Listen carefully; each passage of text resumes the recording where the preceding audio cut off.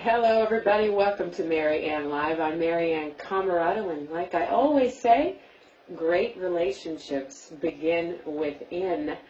And they begin live streaming, if you didn't know. Oh my goodness, we made it. We made it to the airwaves so you can hear us, you can see us, and boy, have we got somebody special to kick off our live streaming today. Joining us this hour, Eve Hogan is in the house, prolific author, relationship specialist, goddess, truly goddess from above and below in the underworld and upperworld. And we're just delighted to have Eve with us today. Thanks for joining us, Eve. Thank you so much. So happy to be with you. Yeah, we're going to be talking about sex, S-E-X. What's love got to do with sex? Before we get to that, Eve, let's just sit tight for a minute. I love to invite our viewers, our listeners, to take an audible breath. I know that getting in the body is something that our culture is working so hard trying to do. We've got so much on our plate.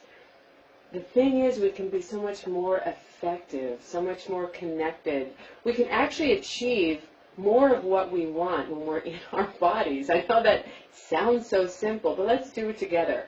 Go ahead and turn your attention inwards. You don't even have to close your eyes, especially if you're driving. And just hear the sound of your breath. Go ahead and let your shoulders drop away from your earlobes. All that stuff going on from the moment we get out of bed, yada, yada, yada. Give yourself that breath. Feels good. And it's free, and that leads me to our next point, Eve. You know, one of the things I love to do and invite everybody to do is to start your gratitude list. The portal of gratitude, as so many of us know, is a growing thrill for all of us to talk about and be involved with our gratitude list. Folks who make it possible to do what you're doing right now. Start your list. Just go through your mind. Eve, you're holding a phone in your hand. Who made that phone? Who made the chair you're sitting on, the shirt that you're wearing, the bed that we get to rest in, or the sleeping bag, or the car, or wherever you've got to lay your head down and then rise again on this side of the ground. My list is too long to mention here, but go ahead and start yours while you're breathing in and out. And I'm just going to say thanks to 3 of our sponsors, who without we could not do what we do every day here at Maryanne Live. First of all, the myriad of people on our team, not the least of which is Linda McKenzie and Jay Cruz out at HealthyLife.net Radio, streaming positive talk radio around the world, 24 hours a day, 7 days a week. You don't have to put anything in your mind that isn't good food for you, thanks to them. Also, we want to say a big thanks to our director and producer, Patrick Yor and Anila Manning. We want to say thank you to Janaki Rafad and all the other folks who make it possible to do what we do out here. Also, the National Action Organization, help changing the way our culture values each other.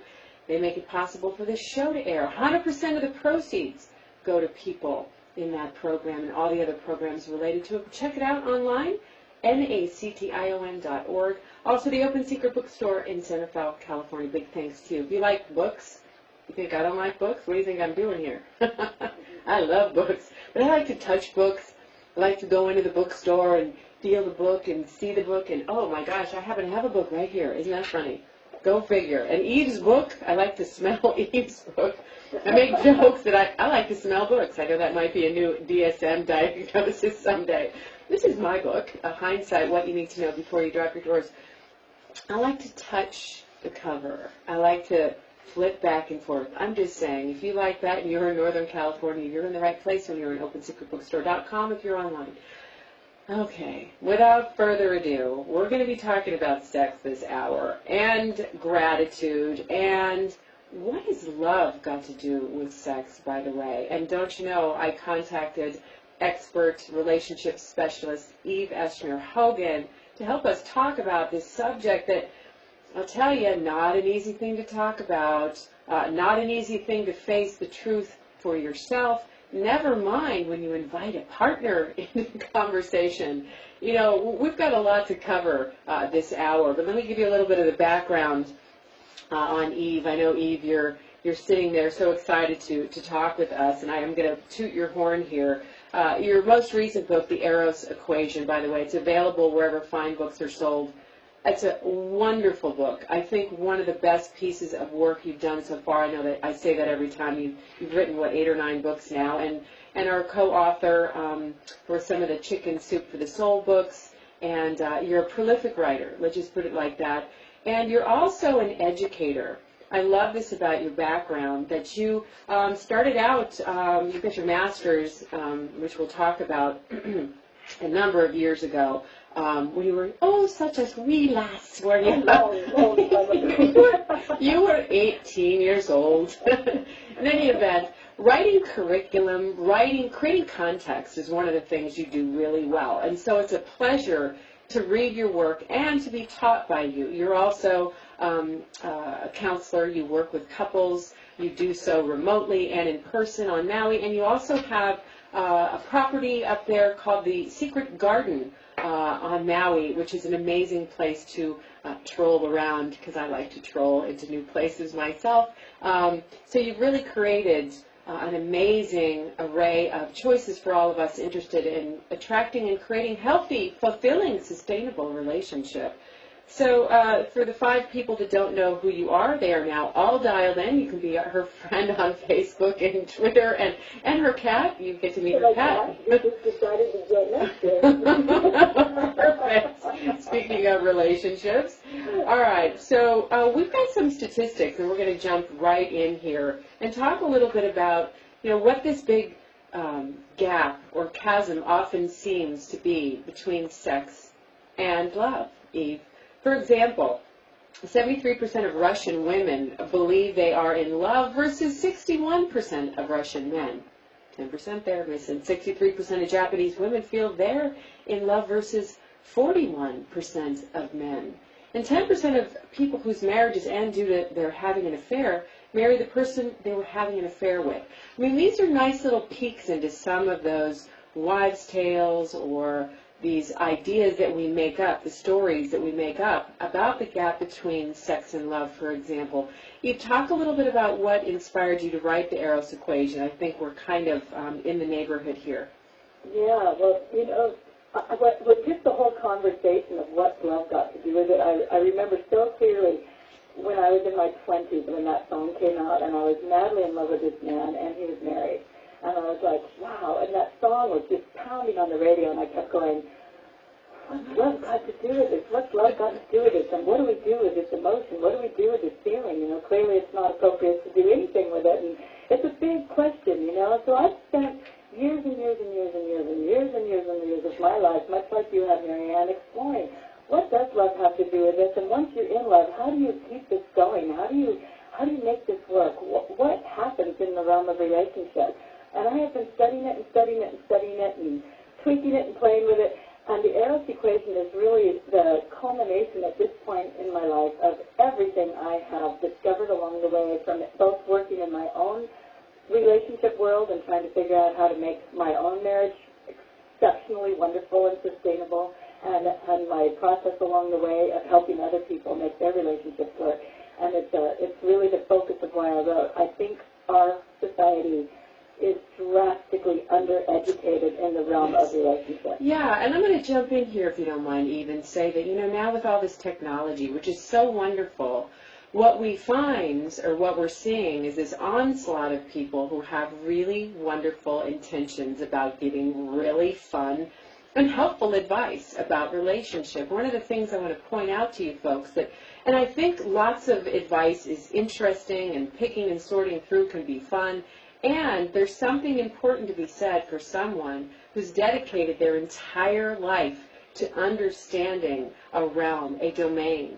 Eve, you are one such person. You are an expert in every sense of the word. As a matter of fact, they say what it takes to be an expert is over 10,000 hours of focused study in your domain, in your area of expertise. And I just want to say that about you. You're not somebody who has some good ideas. You actually have a great relationship. You have a great relationship with yourself. And you've taken your life and really devoted it to those of us who are trying to find those kinds of answers. I think this is important to say. And you bring up a really, really important point, because I tell people my focus is on helping people create healthy relationships, whether with yourself, your partner, or with spirit. And the foundation of that is absolutely that relationship with self. And that was where it all started for me. And it was like, wow, I don't even like myself. How is somebody else going to? Yeah, I'll dress it up and I'll pretend to be a certain way and see if you like that. Yeah, let me try to be that was my favorite, right? Yeah. Let me try to be what you want. Yeah. Yeah. And that was the first area of exploration, was really, wow, who am I? What matters to me? What do I think? I remember going on a date when I was probably 18. Like I was pretty young. And this guy took me to an art museum. And he asked me if I liked a painting. I think I may have told you this once before. He asked me if I liked this painting, and I remember going into a panic. Like, if I say yes and he doesn't like it, then I'm not going to be desirable. And if I say no and he does like it, then I'm not going to be desirable. And I was completely paralyzed. Right. I remember saying, I don't know, do you? Right. Because we're a culture that's externally referenced, right? That's right, exactly. So you're asking us to reel it in, and self-inquiry is where both you and I live, and it's the foundation of our work. Right, and then really, really doing that exploration of what do I like, what matters to me, what do I love, what do I want, what lights me up, what sets me down. And I quote you all the time in my work. What makes you feel contracted? What makes you feel expanded? Are you being externally referenced, or are you looking inward? Yeah. These are concepts that are so core and crux of the work that both of us do, and it's so important for people to really inquire about. Yeah, one of the things that you and I both like to talk about, and I think this is very well illustrated in the difference between pop psychology and other spiritual practices or other sort of more well-grounded theories. That people who actually understand that self-development can't really happen at the personality level. So just saying a few affirmations or knowing, hey, I like my eggs scrambled and fried, that's really important to know. But it's the deeper stuff that people are often asking questions about, that cognitive dissonance that happens when you say you're liking something and you think you do, like I like, or I don't know I like this art, but then there's this other part of you, we're going to get into that this hour, these other parts of you that arise that are in conflict, that unconscious material that really makes relationships interesting and fun. And here's the point, Eve, and what you write about in your book, is if we don't have a practice, if we don't have a context, it can be so overwhelming to try to navigate a relationship. What do you think about that? I think that's the absolute truth. We have to have a practice, and the practice cannot just be once a day, and it can't be once a week like church on Sunday. Yeah. For me, in order to do this, the practice had to become a continuous, constant thing, almost like the concept of a mantra, where your mantra is something you repeat like a prayer, all the time. It's not something you repeat. 108 times, yeah. What was that? 108 times on the Malabeads, yeah, right? Right. And you repeat it all the time until it starts just going automatically in your brain. And for me, my personal practice is much like that, and it is much like yours. It's the practice of self-observation.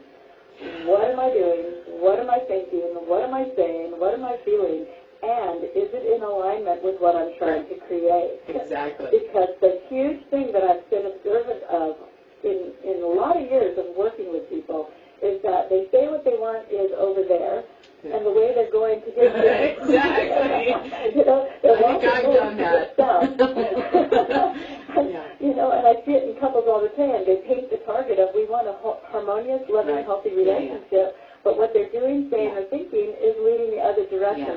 Even if they're saying, hi, honey, how are you? They're saying nice things, but what they're thinking is, you jerk, oh my God, he's home again, she's this, she's that. Even the energetic of what they're thinking internally about their partner creates a dynamic that leads the opposite direction. Exactly. And so the huge crux of the work I do and the work in the book is really helping people to recognize what core essence of who they are, not the personality stuff, as you said, but really the true essence of their authentic self, and what do they want to create.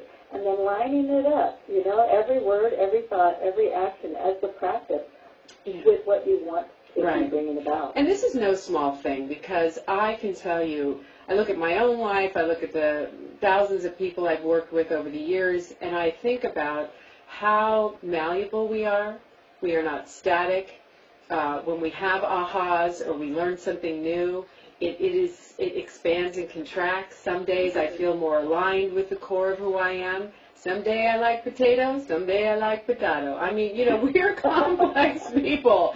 So it's like we have this idea in Western culture, because we're so mind-oriented, that personal development is linear and static.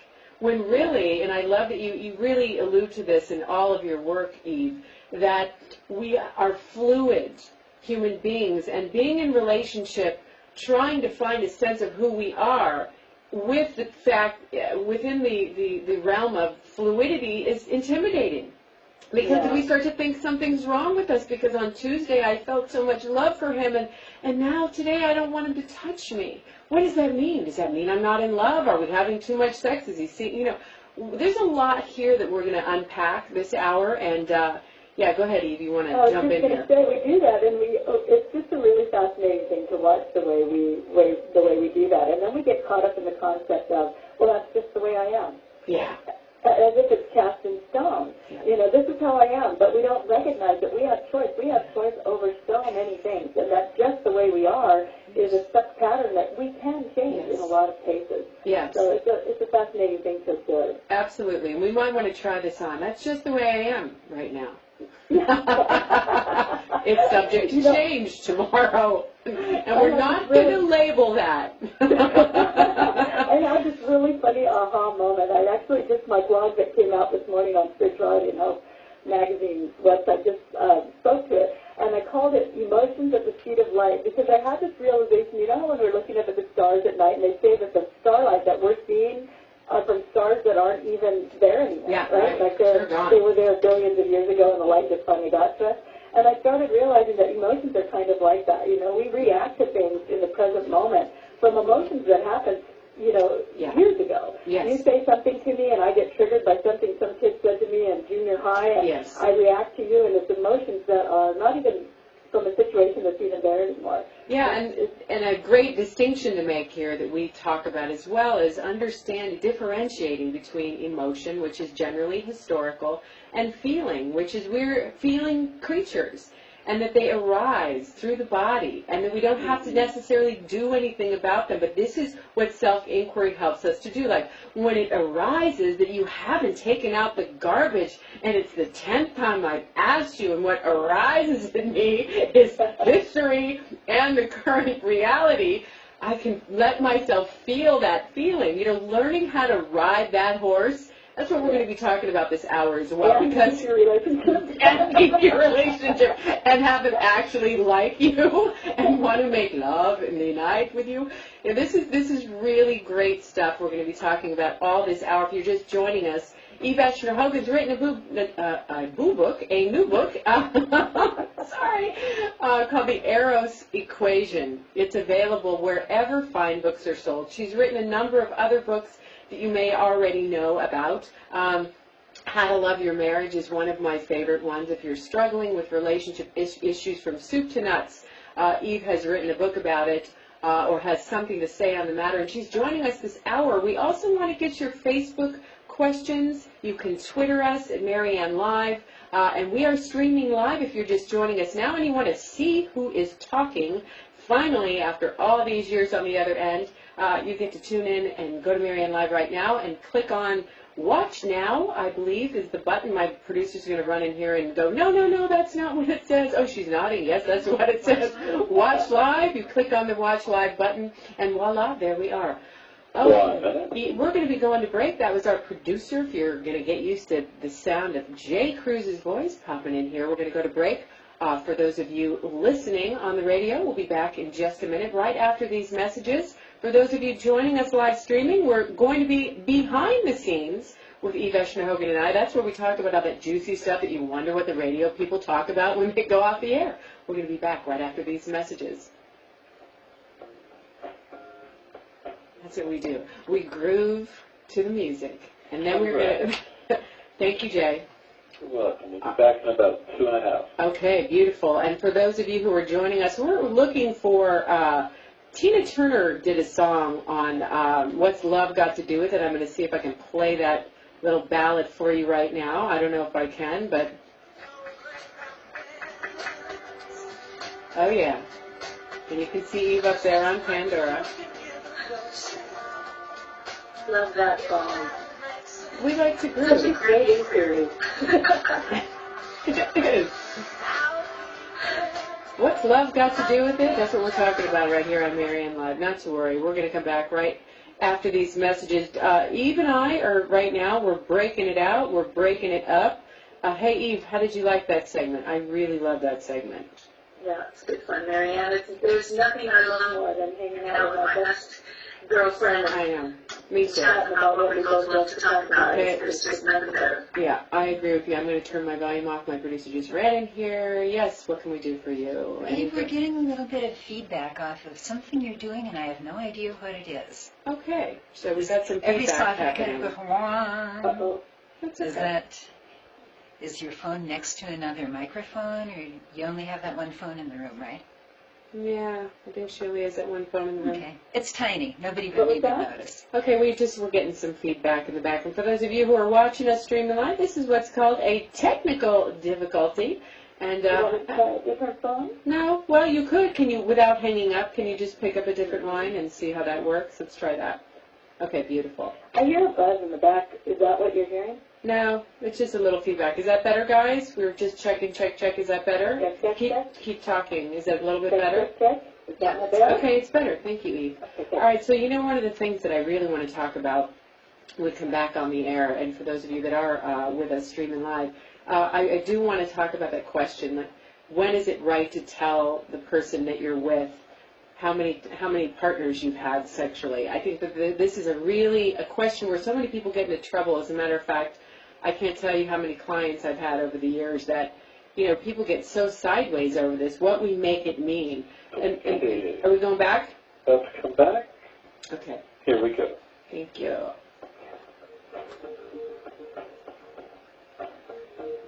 Delete a move.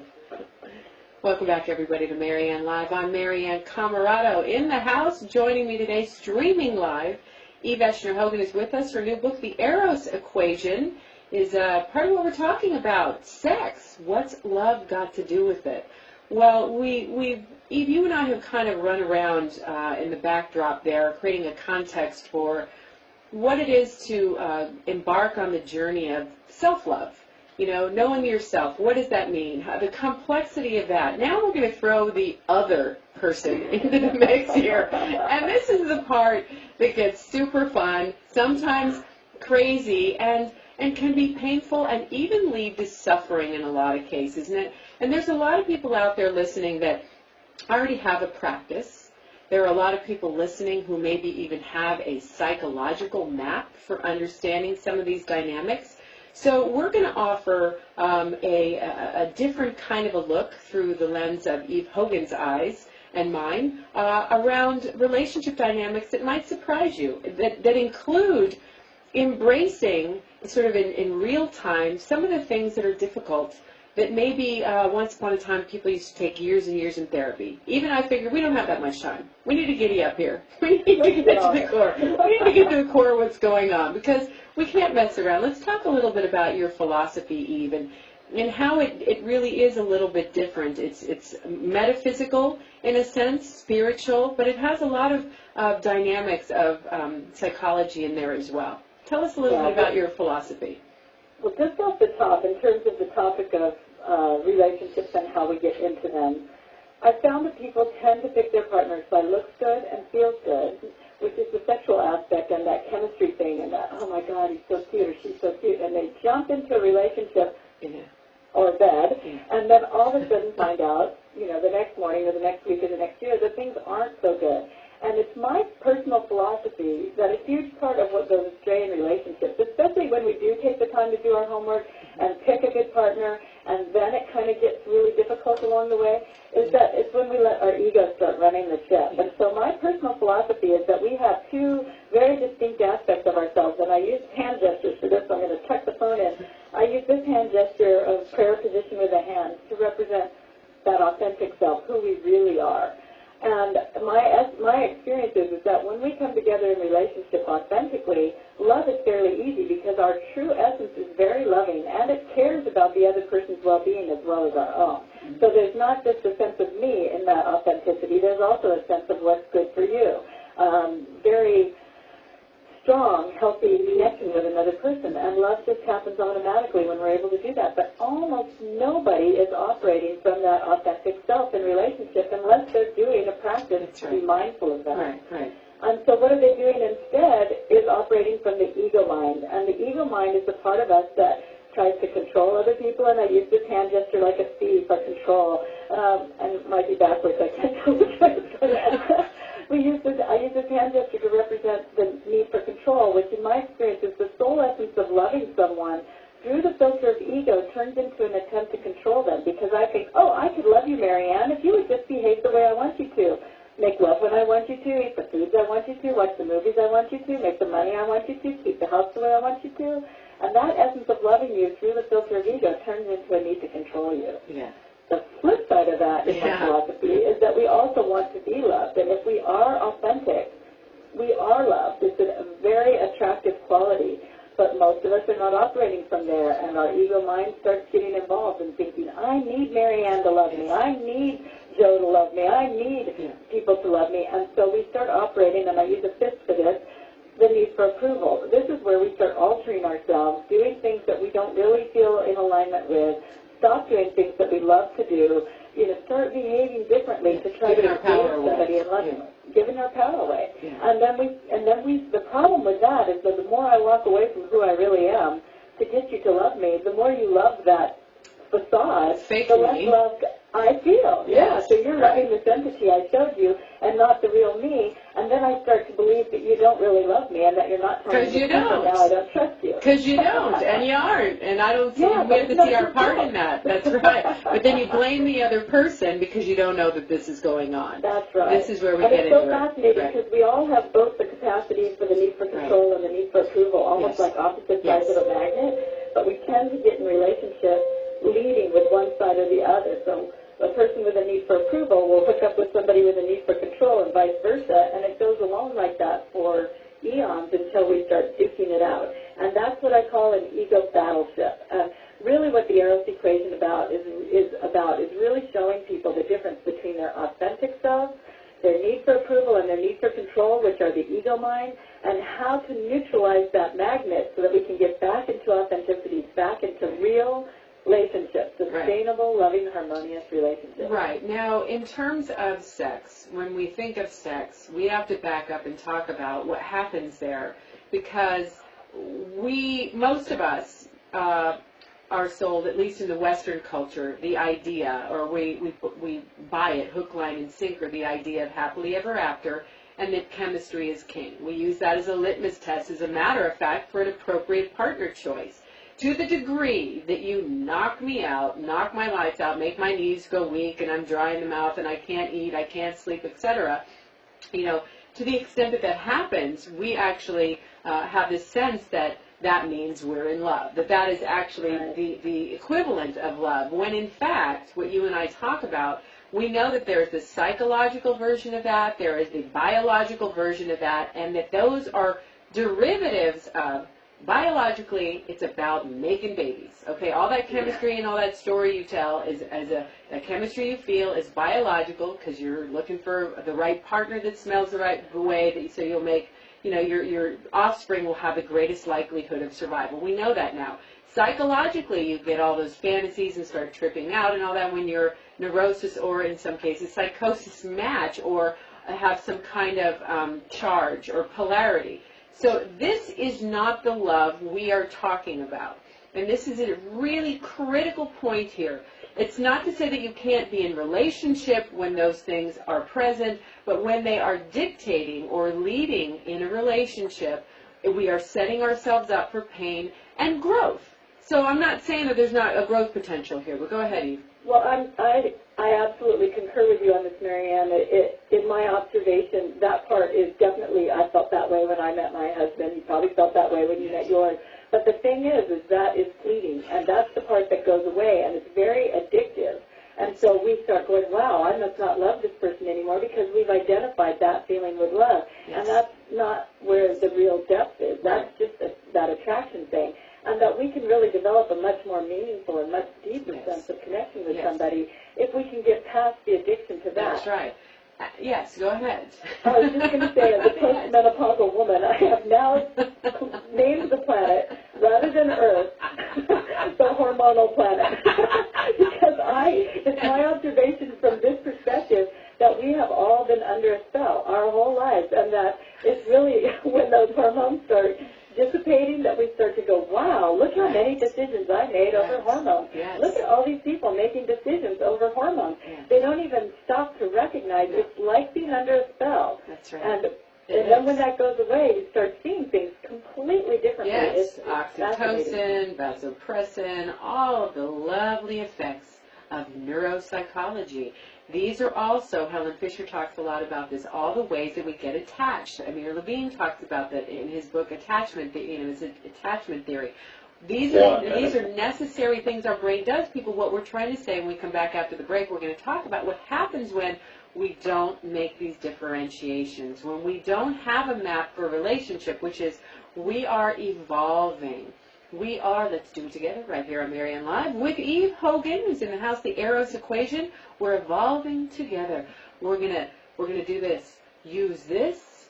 So before you use this, so you don't break this. Right here on Maryanne Live. Back in just a minute. I wonder if they could see that. Could you see I don't know that? that the people listening can. I'm pointing to my head. Use your head before you use your so you Back don't in break your 3 heart. minutes. Thank you, Jay.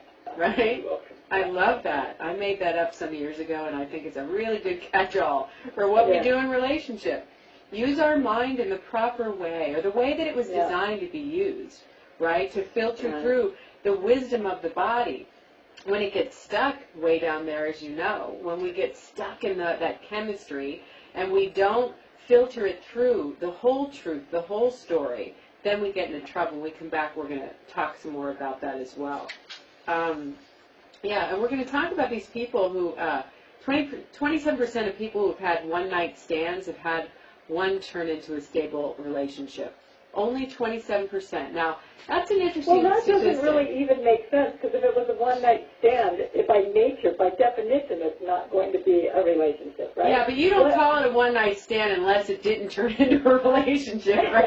I think the question is, does that mean they had sex the first night? Because it's not a one-night stand if you have a relationship. That's right. No, meaning it's only a one-night stand if you had sex with someone and it's in hindsight that you're saying you had a one-night stand. Right. Of those one-night stands that we can only say here, the one that, the one person that actually had to turn into a relationship, by the way, a stable relationship was a divine. For some people, a stable relationship is 2 weeks. I know people, some people's stable relationship is having another one-night stand with the same person. Exactly. For me, a stable relationship used to mean a whole lot of different things than it means today. And this is no joke. I mean, honestly, the things that we get used to tolerating, the things that we can train ourselves to become used to, right, are not only insufferable, but it's very sad. I think the things that we compromise, the things that we tolerate, because we don't know otherwise. You're making this point throughout the show, and I love it. You're doing it. When, we go to great lengths to get into college, for example. We have to fill out an application. We have to do undergraduate. We have to do the junior school, all of that stuff. We have to tell why we want to go to this school. All these things that actually help us get into school. They don't just go, hey, here's your PhD, nice to meet you, pay the checkout stand. But in relationship, I like saying this, most of us use relationship as a breeding ground for personal development, right? We really do learn in hindsight, and what you and I are trying to do is accelerate that process to tap into who you really are and find a reliable way to access all that. Okay, we're about to come back. Eve, you should just stop talking so much. I know. Maryanne, Trying to smile and look at Maryanne. Well, you do. Here we go. That's so cute. That's that Pavlovian instinct. Welcome back to Maryanne Live, everybody. We are streaming live We're delighted you're with us. This is our first show streaming live here at MaryanneLive. We are thrilled to have you joining us so you can see us, so you can hear us, and get the full effect. There's nothing better. I mean, some people are auditory. You are just grooving and moving by listening. Some people just love that visual, and Eve and I are trying to serve it up for you today. We're talking about sex, what's love got to do with it. Eve Hogan is in the house. We're describing and illustrating sort of the stepping stones for what makes a relationship, starting with self-inquiry, then moving into the dynamics that Eve talks about, you know, giving away your power and controlling, and how those two things work together. You see my little lovely ring here. And where we can go sideways is oftentimes when we don't know the game we're in. And I say this little bunny ears parenthetically. The relationship can either be a game or it can be a real heart, deep soul journey. And we're interested in inviting you into the latter. So Eve, launch us off here. I read a statistic during the break, during the behind-the-scenes portion of the show, where when you tune in live, I said here 27% of people who have had a one-night stand have had one of those interludes turn into a stable relationship. Sex can be an iffy proposition if it's not handled properly early on. Let's talk about that. Well, yeah, that's what, you know, we were laughing during the break about that concept, because if it's a one-night stand, it won't turn into a relationship just by its very definition. But I think that what they're really alluding to is people who have sex very early in the relationship. And I think in this day and age, it's really a different reality than it used to be. It used to be sex came, you know, probably not so much after marriage as we might like to think, like people might like to think, but more so, it came after getting to know each other quite a bit more, where people actually courted each other and found out things and found out if they were compatible. At least that's my imagination about how things used to be. Yeah. Nowadays, I don't think that's so much. I think people are jumping right into bed really quickly and then finding out that the relationship is not what they want it to be. Yeah. There's an interesting study, Maryanne, that I just was looking at that, from the University of Texas, where they asked people why they had sex. And I thought this was really interesting. I thought, well, why do people have sex? And you might think, well, because I was in love, because I was, you know, feeling the mood, you know, I wanted to have a baby. You know, there's all these reasons that we might go, okay. But what they found out was that people were answering with, like, over 200 different responses to that question. They said things like, I was drunk, I was curious about what he or she was like in bed, my hormones were out of control, and even horrific things like I wanted to give him or her an STD. I wanted to punish myself. I was afraid to say no, which is a huge one. It was an initiation into a club. I wanted to humiliate the person. Like, there was this whole host of reasons that never would have come to my mind, right? Peer pressure, someone dared me. It was just fascinating study. And what they did in this is they went and broke it down into 4 different categories and realized that people have sex for physical reasons, obviously. They have sex for goal attainment reasons, like getting the guy or the girl or getting pregnant, that kind of a thing. They have sex for emotional reasons, and they have sex for insecurity reasons. And I would bet, and I don't know if this is in the goal attainment, but they have sex for power reasons as well. And I didn't add that in there, but maybe it's inherent in one of those other categories. So it poses the question, why are we having sex?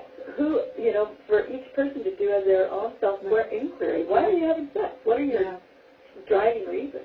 Well, and then some people at some point really look at the relationship over time. You know, that initial period of having sex, it can be wonderful in the beginning, it can be awkward. You sort it out until you kind of get it right. I mean, there's an ongoing story around your relationship with sex. But we're talking about the sort of the beginning phase when you first link up, hook up, connect, or for some people really do fall in love and are wanting to merge with that other person in this very sacred way. I think you and I are people that, I think judgment is really not effective necessarily unless we're looking at behaviors that are recurrent, that are harmful, and then it's more of an assessment than a judgment we're interested in when you do take stock of why am I doing what I'm doing, which is a great point. But I think that really begs unpacking a little bit more, because right in here, this is the point of the show, sex, what's love got to do with it? oftentimes people conflict or confuse or intertwine those words, and they don't even know it. So you're saying that there are a bunch of different reasons people have sex, and I still haven't heard the L word. I know. Because I love you. I want to express my love for you. What's up with that? And one of the things that's fascinating is we call sex making love. Some people do. Yeah. That's in society. It's often referred to the same way. Oh, I made love with, or I had sex with. And there's really a difference between the two that I think we really have to look at. And it comes back to our motives. Are we trying to create a loving, harmonious relationship with this person, or are we just having sex? Yes. It begs an inquiry. It really does. And one of the things I always say that makes a difference for me is when you've made love with someone, I find you don't feel insecure after, you're left intact, and it's an ongoing sense of your self isn't jarred in some way or diminished in any way, versus when you've had sex for reasons that aren't sacred. Typically you feel insecure about yourself, you don't feel good about yourself, or if you feel good, it's a fleeting kind of a feeling. You get that high and then it's followed by a crash. That's my litmus test for folks if you're interested. It's really worked for me very well over the years. Yeah, and I actually had somebody ask me one time, can you tell me when is the right time to start a sexual relationship with someone? And I said, well, it's pretty hard to tell you when the right time is because that's such an individual thing, but I can tell you when it's not a good time. One is when it goes against your spiritual or moral convictions, such that you're going to wake up the next day or the next hour and go, ooh, I should not have done that, and feel horrible about it. When you're too young or too vulnerable to handle the potential consequences. Now, how young is too young? Darn good question. But I like to add that too young to handle the consequences, because STDs are a potential consequence, pregnancy is a potential consequence, and emotional roller coaster is a potential consequence. So you want to make sure that you're ready to handle all of those potential things. And one of the things our culture has really never changed is the two reasons under which to not have sex. You don't have sex when someone's too old or too young, and certainly not inter-family incest or anything related to that. Those are just biological, sort of in our DNA. So we want to just, that's worth spelling out, which brings up a really good point. All this judgment around sexuality, we're an overtly sexualized Western culture here, yet we have all of these very puritanical ideas that are moralistically sort of continually propagated in our culture. So we've got this tension. What do you think about that, Eve? When we come back after the break, I'd love for you to speak to that. For those of you who are going behind the scenes, stay with us. We're going to be right here streaming live. For the rest of you, we'll be back right after these messages.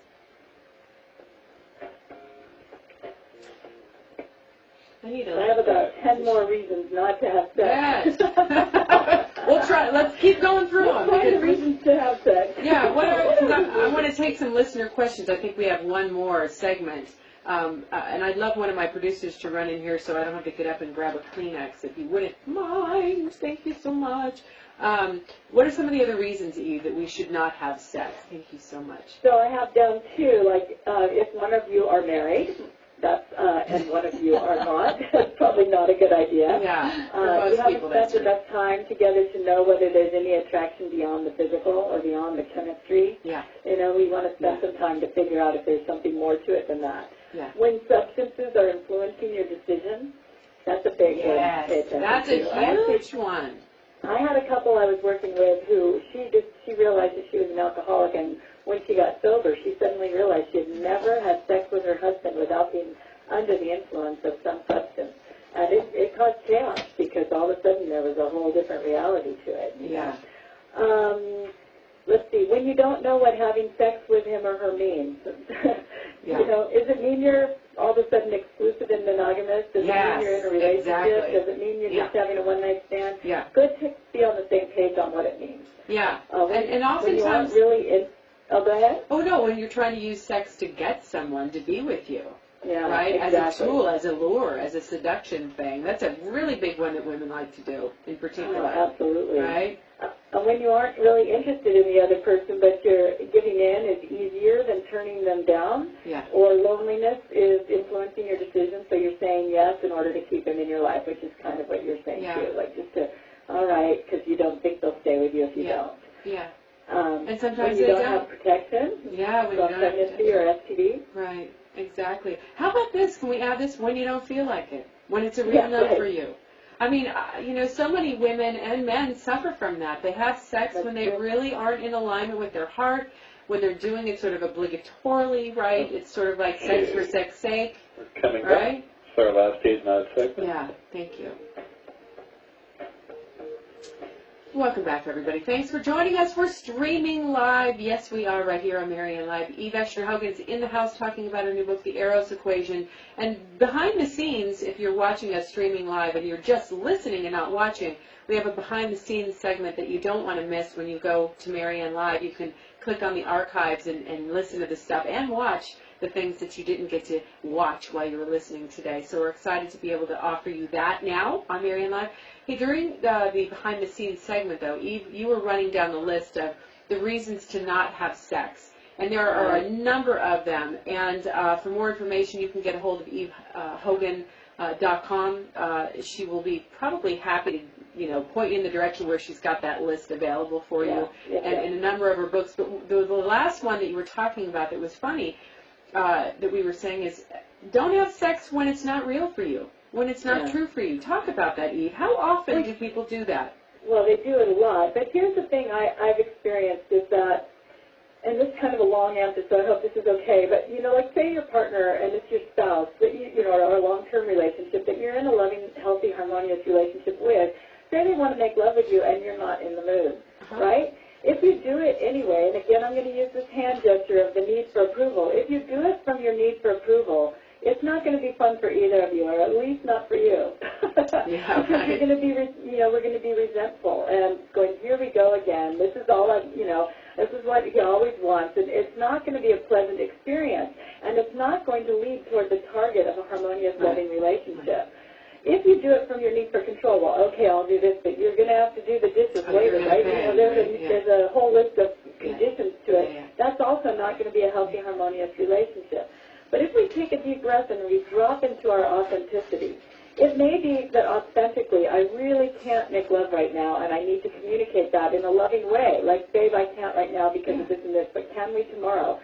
However, what I found is that when we drop into our authenticity, sometimes we find that we actually can switch out of the need for approval, the ego need for approval, or the ego need for control, align with our authenticity, and even though making love may not have been our first priority in that moment, it is in alignment with our intentions for this relationship. And having an intimate, monogamous, loving relationship is part of my marriage agreement and probably part of yours. And it's part of what makes us partners and lovers and not just roommates. Yeah, exactly. And so when I drop into that and I choose to make love in alignment with my goal of having an intimate, powerful relationship, then it's no longer something I resent because it's in alignment with my goal to make my partner happy and to share that with him. And as you said, your shared agreement and commitment to be in partnership. And these are things we like to front load with. We like to talk about them in the relationship, have open communication, etc. Ken P. Has a question for us, Eve. He says, my wife used to be up for sex all the time when we were first together. Now, I hate to sound like a cliche, but now that we are married, she seems to want it less and less. It's kind of like what you're talking about. What do we want to say to Ken P? Thanks for the question. Well, one of the things, this is such a common question. Like, I was looking back through all the Q&A I've gotten over the years, and this is a pretty recurrent theme, and I can certainly empathize with it. Hormones change, schedules change, all kinds of things change. But I'd also invite people to look at what are you doing to nurture the romance of that relationship, because in the beginning, there's a lot of romance usually around this whole sexual interaction. You're seducing her, touching her lovingly, telling her you love her, looking in her eyes, and being nice to her. Hey, it's 8 o'clock. We better do this now. We're gonna have to go to work. Right. And it would be. It's just. I always like to say, when the grass starts looking greener on the other side of the fence, what can you do to water your own lawn? And so I would start by saying, can you find loving, intimate ways to nurture each other, to bring about that mood, for one. That's always a starting place. The other one is a conversation. What's going on? Is there something that we can do to make the energy from where you're coming at someone with. If you're trying to control or you need approval, it's not an attractive state. And so learning how to access that authentic self in showing up lovingly towards someone. Quite honestly, I also think we have to get creative. Yeah. Sometimes we have to figure out how to, in partnership, take care of ourselves. So, you know, not expect them to do all the work. Yeah. Find a way to share Fill that in the moment blanks there, up. people. What was Right. that? Fill in the blanks, people. Fill in the blanks, yeah. Literally Find a way and to share this experience, but not necessarily put the other person through the paces. Exactly. I think what people don't always recognize is, and I know this is really a challenge when they have kids. I've heard this again and again and again, where they come together, they're passionate, they make love, and they make babies. Yeah. And then all of a sudden the lovemaking diminishes. But, you know, babies are a lot of work, and people are up a lot. And, you know, it's there's a sleep issue, there's food issues, there's all kinds of things. And it's remembering it's about we. And Letitia in Santa Monica has a question for us. Eve, I met this amazing guy, and we really got it on. Went out on dates, texted all day. Then, out of the blue, he stopped. I don't see him in any of the places we went. He never calls or texts us anymore. I can't figure out what went wrong. What do we want to say there? Well, you know, that's hard to figure out what went wrong also without having more of a conversation with her. You know, it's just a really hard one to do without saying, okay, what actually happened? You know, and I hate to sound like a broken record, but I'm telling you again and again and again and again, and I see it.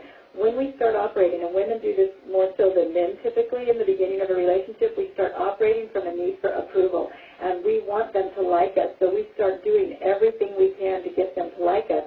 But it's like a magnet, one end of a magnet, it attracts the opposite end, which is judgment, criticism, and control, and eventually, you know, they get what they want, and then they're gone. And that's why you and I are so passionate about, like, the core, you know, the creating, I just lost it, but, you know, that core of what a relationship is. Taking the time before you jump full on into the relationship to find out whether there's more there before you give yourself completely to someone. And I think it's important, Eve, I'm jumping in here, we're coming at the top of the hour. I think it's really important that people educate themselves and make a distinction between love and sex, and spend some time understanding for yourself what that means, and then start to observe your own behavior. Practice. This is what a practice is. Yes, and you know, and stop using sex as bait.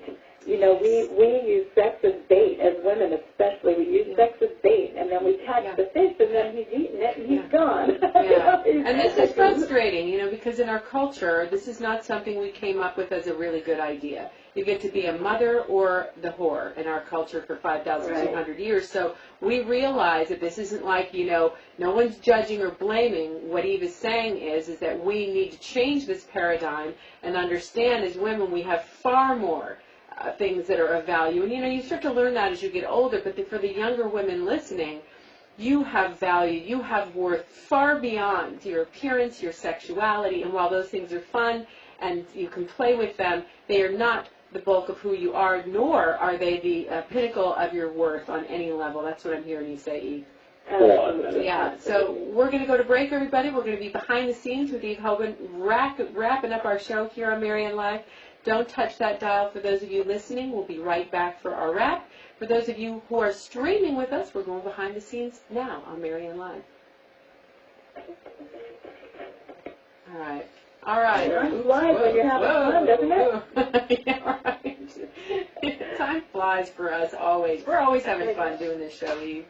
This is fantastic. We could talk about this topic for about 3 years, I think. I think we should. I think we should just keep talking and, you know, far beyond the show stopping, which is what we do. We could keep talking. As a matter of fact, Eve and I have a seminar. If you're interested, send us an email, info@MaryanneLive.com. We did a whole series on love and relationship that's available that you can download. We're happy to start to recirculate that out there for you. We both have a plethora of books, DVD workshops called Core Certification of Responsible Relationship. Eve's got many books for you to read. Eve, go down the list of your books so folks, you know. I have Intellectual Foreplay, Questions for Lovers and Lovers-to-Be, Virtual Foreplay, Making Your Online Relationship a Real-Life Success, How to Love Your Marriage, Making Your Closest Relationship Work, and the Eros Equation, the solution for relationships. And I love that subtitle because it's really the crux of my message. Yeah. We've got to stop trying to resolve Yes. our relationships from the ego. Because as you always love to point out, Einstein said you can't solve problems from the same kind of thinking and the same mindset that created them. Exactly. And that's the ego mind. We create our problems with the ego mind, and we need to drop into our soul essence to resolve them. Yes. And that's what the book's core message is Beautiful. really about. And I have a complimentary message myself over these years. That's why Eve and I are best friends in the whole wide world, because we are like All twin right. souls. We're coming back around for the for our wrap-up. that body-mind split is really intense. Resurrecting the soul, reconnecting with the body is what I'm all about. We're so glad that you joined us today, streaming live, everybody. Thank you, Eve, for joining us today. It's been such a delight and a pleasure, really, truly, from my soul to yours, to launch our live streaming program here on MaryanneLive. Thank you so much. My pleasure and honor to be with you, Marianne. Yeah, and the end of that sentence was to have you here. That's right. And you know who's going to be here next week, everybody? Eric Mizell is back. He's written over 30 books. He's an amazing therapist. Why Smart People Hurt. That's what we're going to be talking about, and we will be streaming live once again. Thanks to everybody for joining us, for participating in Mind, Body, and Soul. Eve, parting words for folks as we take this turn. Breathe, drop in, align. That's the message. There you go. All right. I love you, Eve Hogan. Thank you so much. I love you too. Yeah. All right, everybody. Big love to you. Join us next time right here on MaryanneLive.